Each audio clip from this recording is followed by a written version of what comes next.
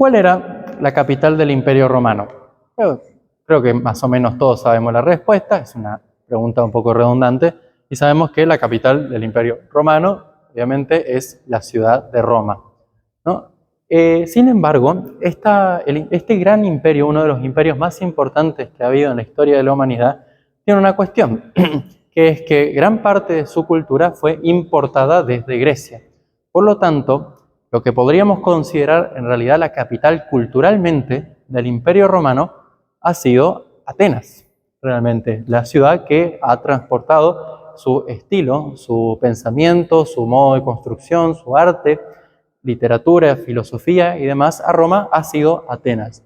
Y Atenas es un gran centro cultural y siempre lo ha sido. Así, esta ciudad también juega un rol bastante importante, nosotros sabemos, en la historia de los inicios del cristianismo. Tenemos a San Pablo, que en su segundo viaje de misión, él ya yendo en un viaje evangelizador por estas zonas, llega a Atenas. Y en Atenas, esta mega ciudad llena de arte, llena de pensadores, de literatura, de filósofos, él se pone con todo a dar un discurso espectacular que lo tenemos en el libro de los Hechos de los Apóstoles. El discurso de Pablo es fantástico, da una cosa majestuosa. En la plaza, que era el Areópago, donde la gente se juntaba a reflexionar, a charlar, a debatir, donde se juntaban los filósofos, es como hoy en día irnos a la plaza allá en el centro de la ciudad a ponernos a predicar. Él se para frente a una multitud y comienza con uno de los discursos más geniales que ha habido en la historia. Él vio en el Areópago habían un montón de estatuas a diferentes dioses donde se ofrecían sacrificios. Y vio uno de estos altarcitos para los dioses que no tenía nada, que no tenía una figura de un dios así arriba, sino que estaba vacío. Y decía altar al dios desconocido. Y él les dice a los atenienses, nunca había un pueblo tan piadoso, tan religioso como ustedes, tan genios que son. Fíjense, tienen altares para todos los dioses y también incluso para los dioses que no conocen. Le pusieron un altar por las dudas para no ofenderle. Bueno, tengo una buena noticia. Yo les vengo a hablar de ese Dios que ustedes no conocen y que yo conozco y que vino a este mundo y es Jesús. Y bueno, y comienza su gran predicación espectacular contándoles y llega a la cuestión de la resurrección, por supuesto. Tiene que contarles la buena noticia de la resurrección de Cristo. Y los filósofos se le rieron en la cara. Esta ciudad, obviamente plagada de filósofos, la filosofía justamente tenían unas ciertas cuestiones en contra de la resurrección, en contra de que nosotros volvamos a nuestros cuerpos. Entonces, a San Pablo, después de dar uno de los discursos más espectaculares que hubo, se le ríen y le dicen, al oír las palabras resurrección de los muertos, unos se burlaban y otros le decían, otro día te oiremos hablar sobre eso. No vamos a perder el tiempo con vos. Entonces, se le burlaron en esta ciudad y muy poquita gente, después de un semejante discurso, se le convirtió. Se hizo cristiano. Fueron 5 o 6, muy poquitos. Sin embargo, esto es interesante porque de esa misma ciudad, de la ciudad de Atenas, surge la persona de la cual vamos a hablar hoy, San Atenágoras de Atenas, que es conocido como el más elocuente de los apologistas cristianos. De él no sabemos prácticamente nada de su vida, simplemente conservamos algunos textos suyos, ¿no? De él no tenemos ningún dato, solo sabemos que él, estudiando para refutar a los cristianos, estudiando para ponerse en contra de los cristianos, él se convierte en cristiano. Y vivió en los años 133 hasta el 190 aproximadamente. Veamos que convivió más de 20 años con Policarpo de Esmirna, si se acuerdan, el padre apostólico. O sea que está ahí en esas épocas. Entonces, él tiene dos escritos fundamentales, uno sobre la resurrección de los muertos, justamente sobre el tema que había fracasado para San Pablo en la ciudad de Atenas. Él escribe a favor de la resurrección de los muertos y después otro en defensa del cristianismo. Recordemos, nuevamente, estamos en plena época de persecución y asesinato a los cristianos. Entonces, él escribe un texto fantástico, interesante, sobre la resurrección de los muertos. Atenágoras habla de que al margen de la verdad, al margen de lo que es una recta doctrina, de lo que es verdadero, lo bueno, surge, brota de forma automática la mentira. Pero no porque la mentira tenga existencia propia, no es porque la mentira pueda brotar por sí mismo, no es que se autocree, sino que la malicia de las personas a las cuales no les gusta la verdad hace que creen mentiras en torno a la verdad. Entonces surgen los ataques a la verdad y, por supuesto, verdades falsas, ¿no? Mentiras, al fin y al cabo. Y entonces él dice que la verdad, por supuesto, tiene que ser defendida. Y hay dos motivos para razonar la fe. La fe, el cristianismo, es la verdad, según dice Atenágoras. Entonces, él dice que hay dos motivos fundamentales para defender esta verdad, defender la fe. Primero es defender la verdad para los que no creen o dudan. O sea, contra las acusaciones contra el cristianismo. Que él dice que en realidad es importante, pero es en realidad lo menos importante. Porque lo más importante es en realidad ilustrar la verdad para los de nobles sentimientos y dispuestos a recibirlos con benevolencia. O sea, predicar la verdad, explicarla bien a la verdad. Entonces él da estas dos cosas. Y dice que lo primero siempre es conveniente arrancar por lo menos, o sea, por defender la verdad, porque él da el ejemplo de cuando alguien quiere plantar un campo. Cuando alguien quiere plantar un campo, lo primero que tiene que hacer es exterminar las plagas, las malas hierbas, para poder después plantar tranquilo. Entonces, lo primero surge de defender la verdad y después va a ilustrar la verdad, ¿no? Entonces él dice que ese es el movimiento que se tiene que hacer. Y procede a defender la verdad. La primera cuestión es, ¿se puede negar la resurrección? ¿Se puede decir que es imposible? Él dice que no se puede negar la resurrección. Y él da motivos bastante contundentes y bastante interesantes, porque dice que o deberías negar a Dios y por lo tanto probar que los seres, o sea que todo lo que existe es principio de sí mismo. Él dice, todas las cosas, todo lo que existe, no se autocrea, nada se autogenera, nada es principio de su propia existencia, sino que siempre es una cosa de afuera lo que engendra a esta cosa nueva. Entonces, así el universo entero no puede autoengendrarse, no puede autocrearse el universo, sino que tiene que haber un algo que lo crea desde afuera. Entonces, para poder negar a Dios, dice él, tendrías que probar que las cosas se crean a sí mismas, o sea que aparecen de la nada, lo cual no se puede hacer. Y después dice que para vos negar 100% la resurrección, tendrías que probar que Dios no puede unir a las almas y a los cuerpos, lo cual no tiene sentido, porque todos nosotros tenemos alma y cuerpo. Todos estamos creados, todos nacemos en esta conjunción. Dios nos crea a cada uno con alma y cuerpo. Y además, si no pudiese Dios unir a las almas y a los cuerpos de vuelta, no sería Dios, no sería omnipotente. Entonces, como hay un creador que lo crea todo, porque nada puede salir de la nada propiamente, sino que hay un algo que lo crea todo, y ese algo tiene que ser omnipotente, porque el que lo hace todo, lo puede todo, justamente, también puede hacernos resucitar a nosotros. Y comienza a hablar de ciertas cuestiones que son muy interesantes, que son divertidas porque son justamente preguntas que muy probablemente se hacían los filósofos de Atenas o de las ciudades circundantes a donde vivía Atenágoras. Y le preguntan a él con respecto a qué pasa si se deshizo el cuerpo. ¿Qué pasa? Claro, porque después de pasar muchos años, claramente los cuerpos se degradan y desaparecen. Y él dice claramente, Dios nos hizo, Dios sabe de qué estamos hechos y Dios nos puede volver a hacer. Como Dios nos crea a cada uno de nosotros y Dios lo crea todo, Él puede volver a juntarnos, obviamente. Además, él habla de ciertas personas que hablaban en contra de la resurrección, diciendo, ¿y qué pasa cuando las plantas absorben el cuerpo de los difuntos, por supuesto, y después animales se comen esas plantas, o animales se comen al cuerpo del difunto y después nosotros nos comemos a los animales?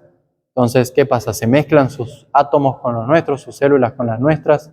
¿Qué pasa en la resurrección? ¿Van a pelearse de quién es cada parte? O incluso, cosa horrible, hay lugares donde se hacía el canibalismo. ¿Qué pasa con eso? Se consumió carne humana.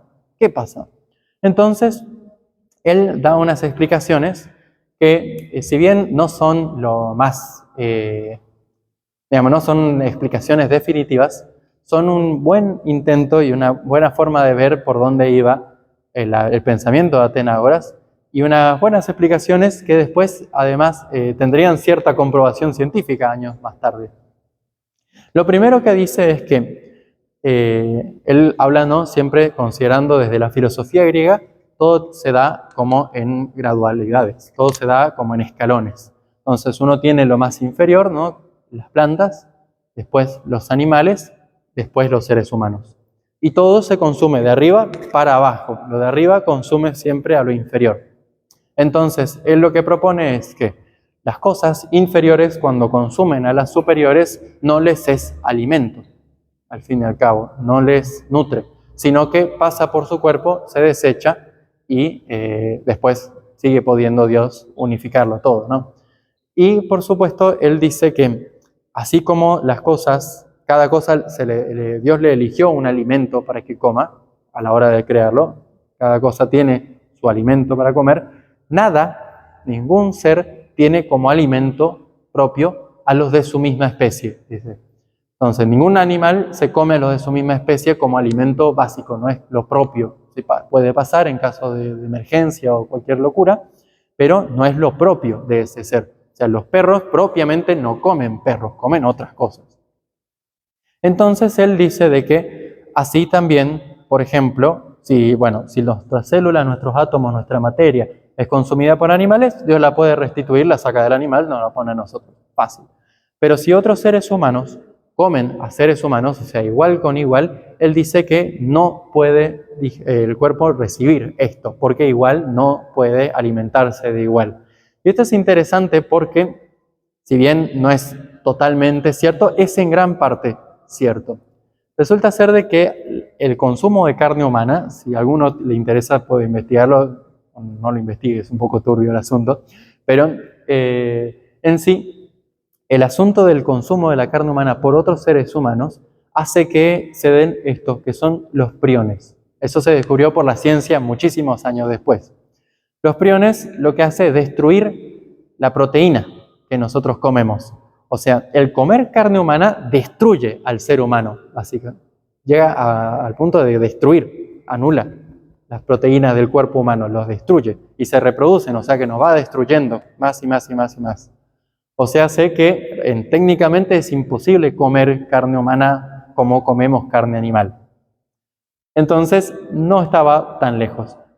Y al fin y al cabo dice que, al fin y al cabo, de todos modos, Dios todo lo crea, por lo tanto, todo lo puede y nos puede devolver el cuerpo de cualquier manera. O sea, no hay, si bien no tendría sentido, dice él, pensar que el cuerpo se disuelve y no puede ser vuelto a reconstruir, pero también dice que al fin y al cabo Dios todo lo puede, entonces puede reconstruirnos el cuerpo. Y es muy interesante lo que dice después porque es chistoso simplemente, que dice, no me parece oportuno alargarme más sobre esto, pues por lo menos para quienes no sean medio fieras, la decisión es manifiesta. O sea, si no somos animales lo entendemos. Si no son medio animales, se entiende. Entonces, bueno, continuando con la cuestión de la resurrección. Él habla de la justicia de la resurrección y le plantean de que no sería injusto devolverle al ser humano su cuerpo. Él dice, no tiene sentido eso. Y bueno, vamos a ver el orden a las tres cosas, ¿no? Primero, a los seres espirituales no les es injusticia que a los seres humanos nos devuelva el cuerpo. Obviamente a ellos no, ni le pinchan ni le cortan, no les afecta en nada su vida. A los animales no les es injusto que a los seres humanos les devuelva el cuerpo, porque si aceptamos que en esta vida perecedera nosotros comemos animales, eso lo aceptamos casi como algo justo, cuánto más no sería justo el día de mañana el ser humano resucitado no necesite comer más animales, cuánta más justicia sería. Sería muchísimo más justo tanto para nosotros como para ellos. Ya vamos a tener cuerpos gloriosos, no necesitamos alimento. Y para el ser humano propiamente, obviamente no sería una injusticia de ninguna manera, y esta sería una justicia, porque el ser humano fue creado con cuerpo y alma. Y si aceptamos tener cuerpo y alma en esta vida, ¿cómo no aceptar tener cuerpo y alma en la vida siguiente? Es muchísimo más justo ya que pensarnos solo como almas flotando, y además no solo es justo, es lo que nos corresponde. Como seres creados así, nos corresponde ser así. Y él dice que Dios no nos hace sin motivo. Él recuerda esta cuestión. Claro, Dios es omnipotente, todo lo puede, Dios es perfecto, Dios al fin y al cabo no nos necesita. Dios no crea al ser humano por necesidad, de ningún tipo de necesidad, porque Dios es perfecto. Dios es la fuente de todo. Entonces, el ser humano, o sea, Dios no nos necesita. Al ser humano, nada de la naturaleza técnicamente lo necesita plenamente. El planeta puede seguir existiendo tranquilamente sin nosotros. Si bien con el paso de los años hemos creado especies que necesitan al ser humano, como las ovejas, que si uno no las esquila, se mueren por la cantidad de lana, pero eso es por causa justamente del ser humano. Al fin y al cabo, al ser humano no es que se lo necesite demasiado en el ecosistema. Sin embargo, nosotros somos creados, o sea, no nos creó porque Dios nos necesite. No nos creó tampoco porque el mundo, la Tierra en sí, como ecosistema, nos necesite. Pero somos creados racionales y capaces de relacionarnos. Y relacionarnos con nuestro Creador, además. Y, por supuesto, Dios no hace las cosas para que desaparezcan, dice Atenágoras. Entonces, nosotros estamos hechos para existir siempre en esta relación con nuestro Creador, porque no estamos hechos para el mundo, no estamos hechos porque Dios nos necesita de una forma instrumental, sino que estamos hechos para relacionarnos con Él, y por lo tanto estos vínculos con el Eterno son eternos. Entonces el ser humano está hecho para existir siempre, dice. Consulta, la otra vida será en este mismo estado y vamos a ver de eso no hay un consenso absoluto. Hay gente que dice de que no habrá espacio material propiamente, y hay gente que dice que sí, que va a ser acá mismo o en todo el universo. Depende un poco no hay un consenso absoluto sobre la cuestión. Después de la resurrección de los muertos. Sí, sí, vamos a tener cuerpo. Sí, pero es un cuerpo que no está limitado por las limitaciones de espacio y tiempo, ni tampoco necesitamos nada para sobrevivir porque nos sostiene Dios en la vida esa eterna.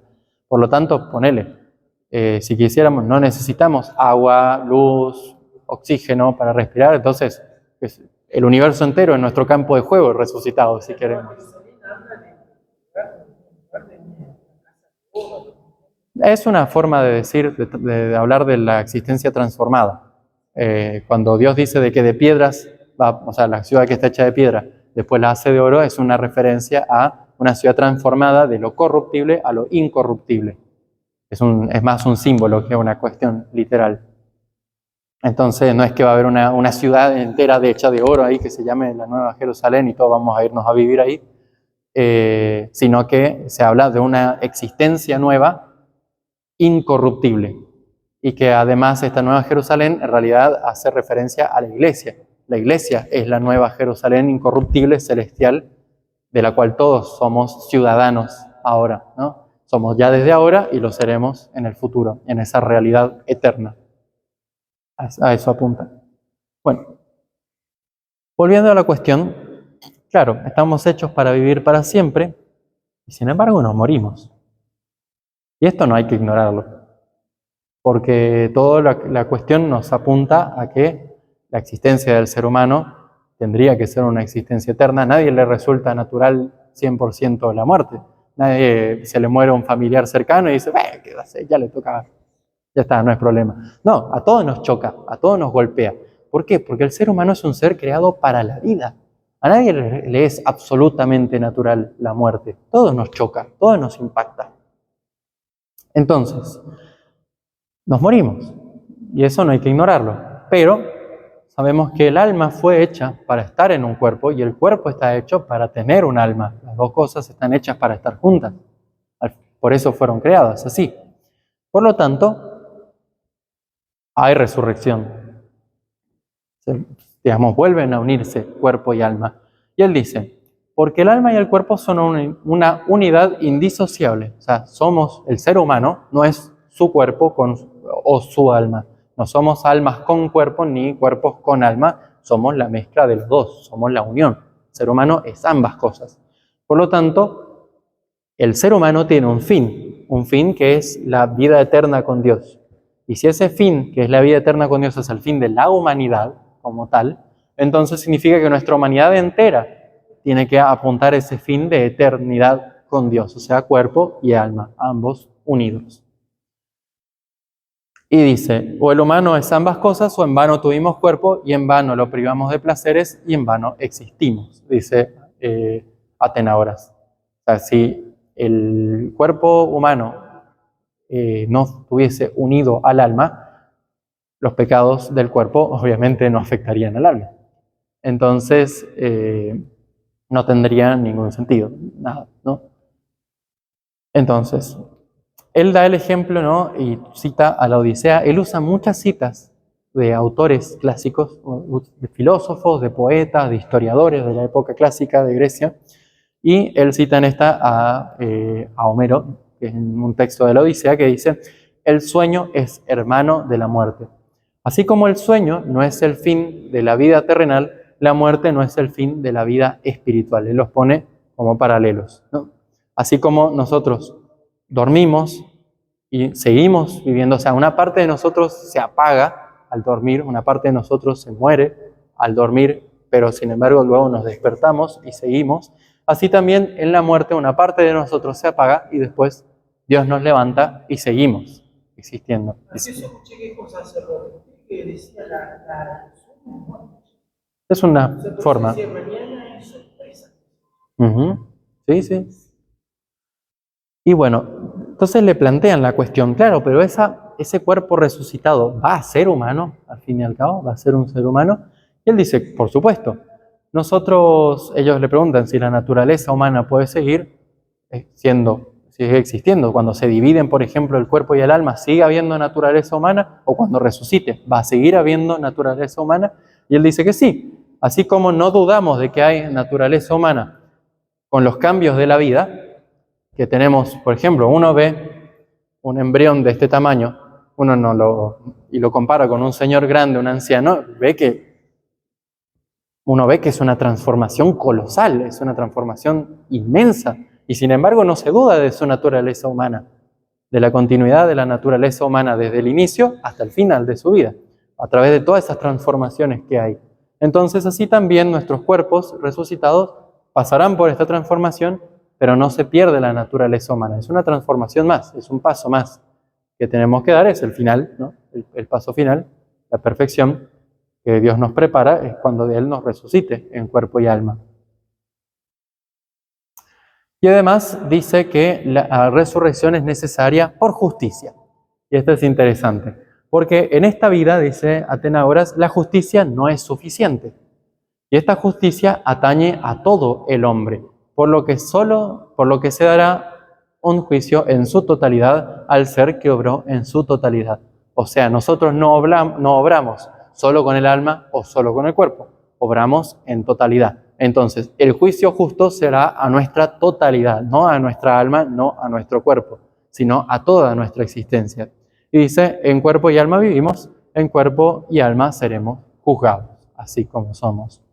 Además, dice de que las virtudes se ejercen con el cuerpo, las virtudes de nuestra alma se ejercen con el cuerpo y los mandamientos, que son para el alma, se ejercen con el cuerpo. Es una unidad indisoluble el ser humano, cuerpo y alma. Y bueno, tenemos con eso el texto sobre la resurrección de los cuerpos, ¿no? La resurrección de los muertos. Y posteriormente tiene un texto que es un poquito hasta más interesante, que es la súplica en favor de los cristianos. Este es un texto que él escribe, una carta gigantesca que dirige al emperador Marco Aurelio, el cual era un hombre muy versado en filosofía y un hombre muy inteligente. Entonces, él comienza su súplica en favor de los cristianos diciendo de que no es justo lo que está pasando, ¿no?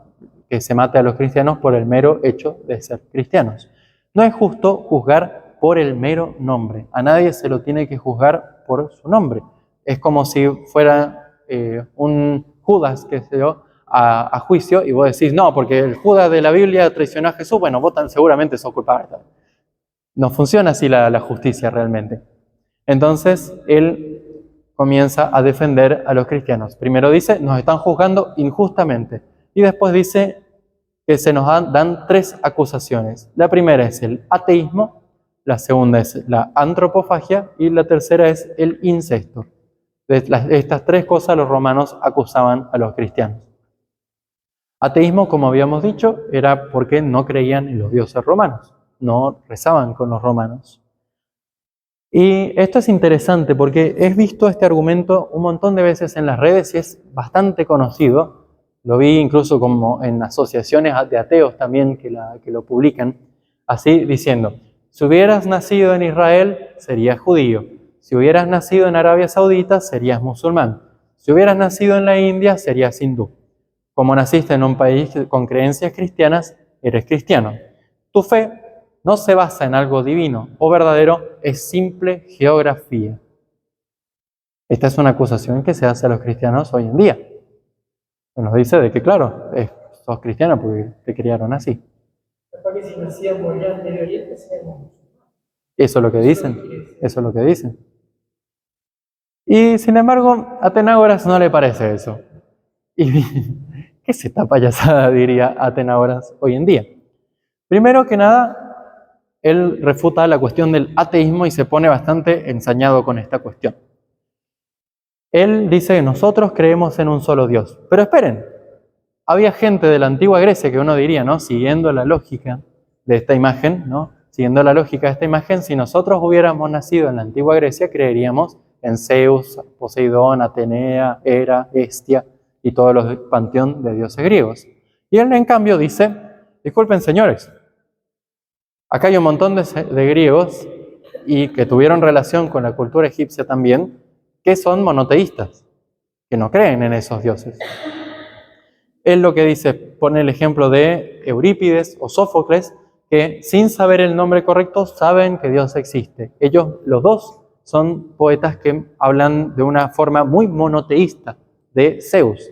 Y es interesante porque para ellos el Zeus literalmente significa Dios, en griego, es Theos directamente.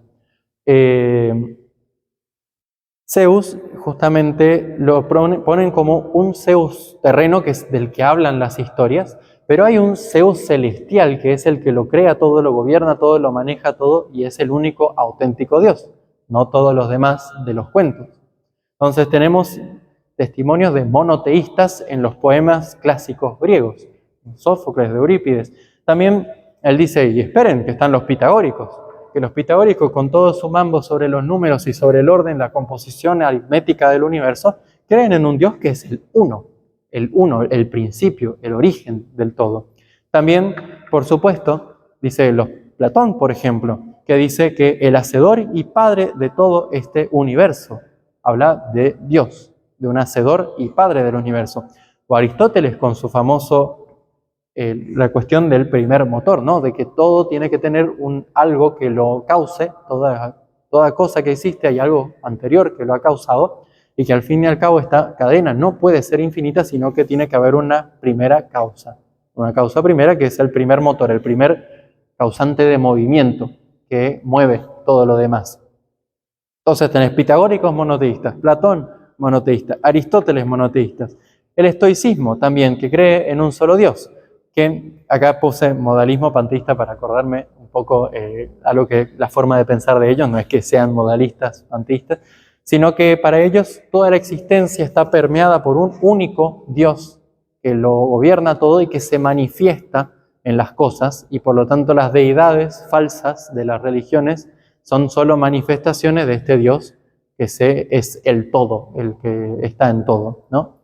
Y también dice, bueno, el cristianismo al fin y al cabo, miren, hay un montón de poetas, hay un montón de filósofos que han creído en un solo Dios, pero el cristianismo tiene la verdad sobre este único Dios en el cual creyeron todos estos.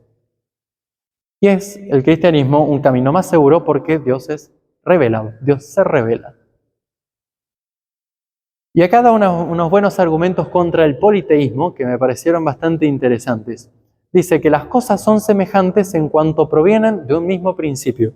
Acá les pongo la cadena evolutiva de los felinos para que vean que para que los animales sean parecidos, de la misma familia, provienen de ancestros comunes. Esto lo vemos en la naturaleza. También esto pasa con todas las especies, los perros, los lobos, los gatos. Los similares proceden de ancestros comunes, ¿no? Entonces, si los dioses existen, ¿no? Y comparten en todos una cosa común, que es su divinidad, su ser Dios, justamente tendrían que todos proceder de un primer principio, de un inicio, de un principio de divinidad, el inicio de la divinidad, que sería un único Dios auténtico que crea a los demás dioses, de los cuales brotan los demás dioses, un principio de la divinidad. Y claro, si hay un principio de la divinidad que lo crea todo, que lo maneja todo y que lo es todo, no hay espacio para otros dioses, al fin y al cabo. Entonces tiene que existir sí o sí un único Dios. Y dice esto que es interesante, ¿no? Si son distinguibles, hay un origen detrás. O sea, si hay pluralidad de dioses que se pueden distinguir los unos de los otros, hay un principio anterior que sea el inicio de esa divinidad. Si hay un Dios, principio de todo, no hay espacio para otros dioses. Y dice, si estos dioses no son distinguibles los unos de los otros, si no son sustancialmente diferentes, o sea, si no son totalmente personas diferentes, dioses diferentes, significa que son solo manifestaciones de un único Dios y por lo tanto hay un solo Dios. Y bueno, también dice entonces que Dios es uno. Pero dice también que Dios es trino. Él es estrictamente trinitario y lo defiende a muerte. Desde el inicio del cristianismo vemos este trinitario. Dice que Dios es eternamente tres y uno. Dios es Padre, su Verbo y su Espíritu. Eternamente es las tres cosas, porque dice, así como los seres humanos, todos nosotros, somos nosotros. Tenemos, él dice, acá se tradujo como verbo, pero se refiere a logos, tenemos razón. Ya tenemos una razón y un orden de nuestro ser. Y tenemos un espíritu, así también, ¿no? Dios es eternamente el que es eterna su logos y es eterno su espíritu. Dios es eternamente tres.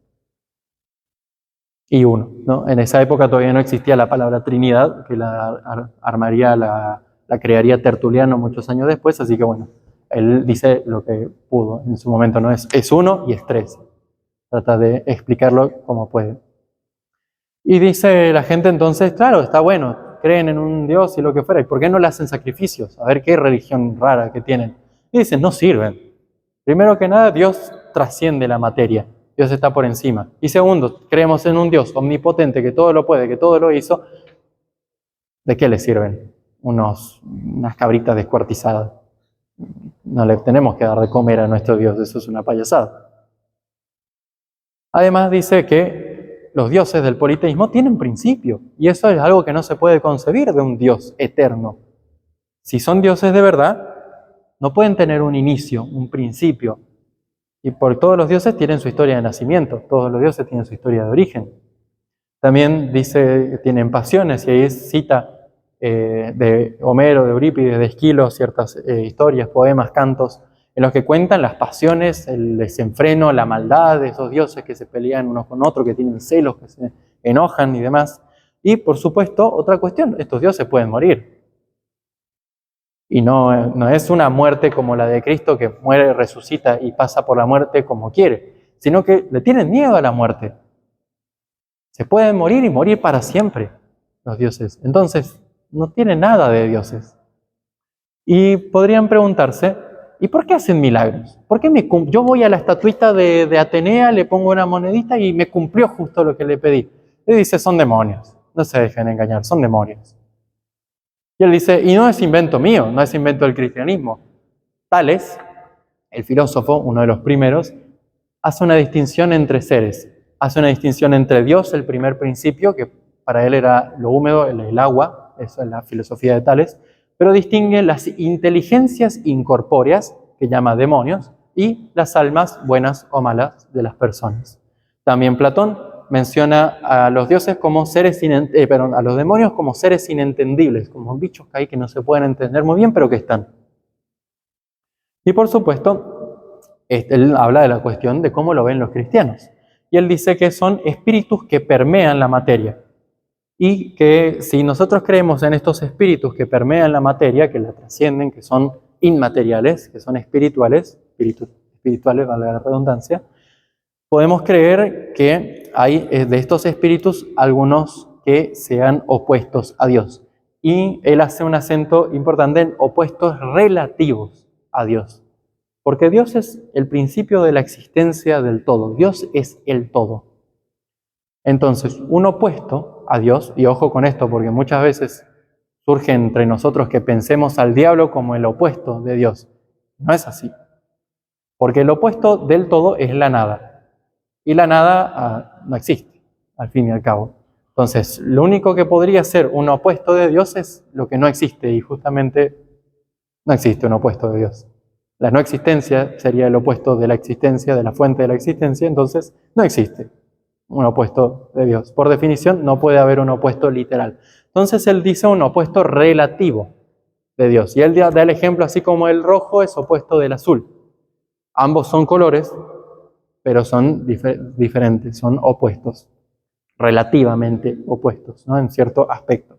Entonces, los ángeles son libres y pueden elegir el mal, por lo tanto. Y como los demonios no pueden estar en el cielo, por lo tanto, molestan acá, en la tierra. ¿Y con qué mejor molestan que con ídolos que los tenían antes y los tenemos ahora? No pensemos mal, o sea, esto no se terminó en ninguna época, en ningún momento, esta cuestión. Y él pone el ejemplo de los pagos que se hacían a estos dioses. Y él pone el ejemplo del culto de Artemisa, el culto de Atenea y demás, en los cuales la gente, para pagarle milagros a los dioses, se cortaba y sangraba un poquito o hacía sacrificios de cosas. Y él dice, y eso es contrario a la naturaleza, porque ellos están haciendo cosas contra sí mismos, contrarias a su naturaleza, malas para su cuerpo y malas para el cuerpo de otros, porque en algunos los sacrifican a matarlos, para estos dioses, ¿no? Entonces son pagos contrarios a la naturaleza. Y bueno, dice que a través de estos ídolos, de estos engaños, los demonios cosechan gloria. La gloria que le corresponde a Dios, los demonios cosechan, la roban, ¿no?, de los seres humanos. Entonces, después la otra cuestión, se los acusó de incesto. Y esto ya me llamó mucho la atención porque, ¿por qué de incesto? Qué cosa más rara. Y él dice, primero que nada, no me vengan con payasadas porque tenemos la virtud de la castidad. O sea, tenemos a la castidad como una virtud de las más importantes de nuestra religión, así que no me vengan con que todos los cristianos nos metemos en cosas raras. Segundo que nada, son unos descarados, porque nos acusan de incesto ustedes que creen en Zeus y en Hera, los cuales marido y mujer, ¿no? Y estos dioses eran hermanos. O los que creen en Osiris e Isis, y estos dioses eran hermanos. O también nos acusan de conductas reprochables de esta índole, siendo que ustedes son los que construyen prostíbulos de hombres y mujeres, se lo dice al emperador, piénsenlo, donde pasa cualquier tipo de cochinada. Así que no nos vengan, primero que nada, no nos vengan a acusar. Y segundo, ustedes están entendiendo muy mal la cuestión. Porque claro, ellos, los romanos, habrán escuchado que los cristianos se casaban entre hermanos. ¿Pero a qué se refiere?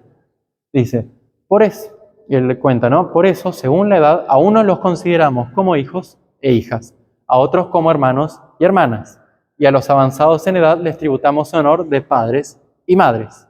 O sea, se tratan de hermanos en la fe, no hermanos de sangre. Entonces se casan entre hermanos en la fe, ¿no? Pues no es cuestión de sangre. Y habla, ¿no?, de que el matrimonio, por ejemplo, nos critican de estas cosas, pero nuestra religión busca que se siga el fin de las cosas, el matrimonio para la procreación de los hijos, para tener hijos, no para hacer cualquier tipo de locura. Y tenemos incluso entre nosotros gente que por tratar de tener una vida más cercana a Dios decide no casarse. Entonces tenemos un testimonio de matrimonio y de celibato monacal ya desde esta época. Y claro, no nos van a acusar a nosotros que justamente hacemos todo lo contrario y que ustedes encima hacen todo lo que nos acusan. Y por último, la cuestión de la antropofagia.